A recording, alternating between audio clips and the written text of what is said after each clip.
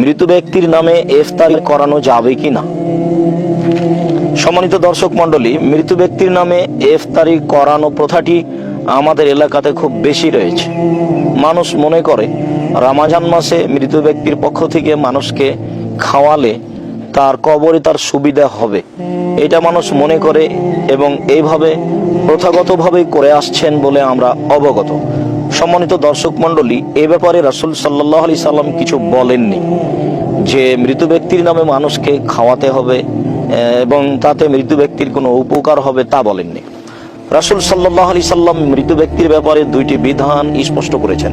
তার একটি হচ্ছে তার জন্য দোয়া করা। আবু হুরায়রা রাদিয়াল্লাহু তাআলা আনহু বলেন, রাসূল সাল্লাল্লাহু আলাইহি সাল্লাম বলেছেন, ইজা মাতাল ইনসান ইনকাতা আনহু আমালুহু, যখন মানুষ মারা যায় তখন তার কর্ম বন্ধ হয়ে যায়, তার আমল বন্ধ হয়ে যায়। ইল্লা মিন সালাসাতিন সাদকাতিন জারিয়াতিন আও ইলমিন ইনতাফাউ বিহি আও ওয়ালাদিন সালিহ ইয়াদউ লাহু।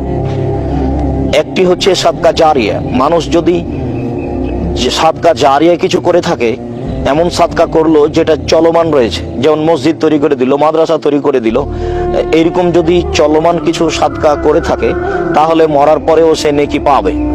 আর একটি হচ্ছে যে এমন বিদ্যা রেখে গেল যে বিদ্যা আরেকজন অর্জন করে, তার বিদ্যা আরেকজন অর্জন করে, যতজন মানুষ তার পক্ষ থেকে বিদ্যা অর্জন করছে ততজনের পক্ষ থেকে সে নেকি পেতে থাকবে, যাকে বলা হয়েছে উপকারী বিদ্যা।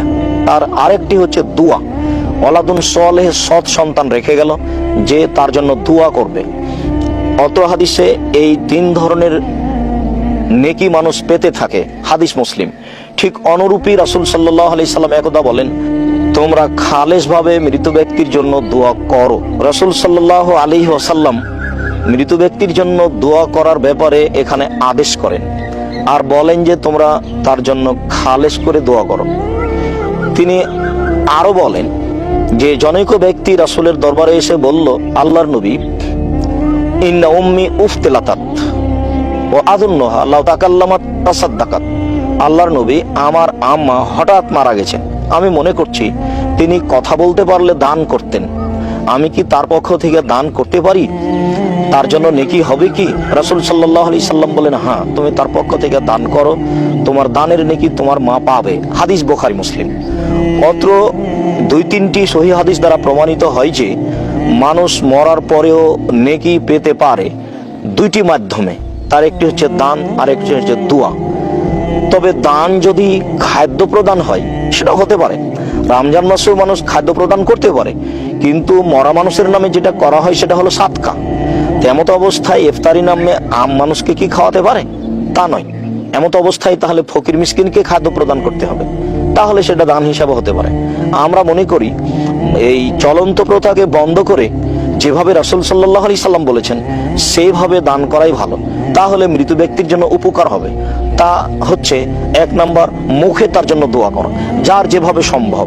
ছেলে মেয়ে কিছুই যদি বলতে না পারে তাহলে বলবে, আল্লাহ তুমি আমার পিতাকে আমার মাতাকে ক্ষমা করো। অন্যথায় যেভাবে তার পক্ষে দোয়া করা সম্ভব হবে সেভাবে করবে, রব্বির হামহুমা কামা রাব্বায়ানি সাগীরা। আর না হলে মৃত ব্যক্তির জন্য রাসূল সাল্লাল্লাহু আলাইহি ওয়াসাল্লাম খালেস করে যে দোয়াটা করেছেন, আল্লাহুম্মা গফির লাহু ওয়ারহামহু ওয়াফু আনহু, এই দোয়াটা বলবে, তার পক্ষে যেভাবে সম্ভব হয় দোয়া করবে মৃত ব্যক্তির জন্য। এই কথা রাসূল সাল্লাল্লাহু আলাইহি ওয়াসাল্লাম বলেন, বরং তিনি আদেশ করেন। এটা হচ্ছে একটা মাধ্যম। আর একটা মাধ্যম হচ্ছে দান করার, যার প্রমাণে একাধিক হাদিস রয়েছে। আমরা পৃথিবীর সকল দিনই মুসলিম ভাই বোনকে মৃত ব্যক্তির উপকারার্থে এই দুইটি পথ অবলম্বন করার জন্য অনুরোধ জানাচ্ছি। আল্লাহু আ'লাম বিস-সাওয়াব ওয়া সাল্লাল্লাহু আলা নবী ওয়া সাল্লাম।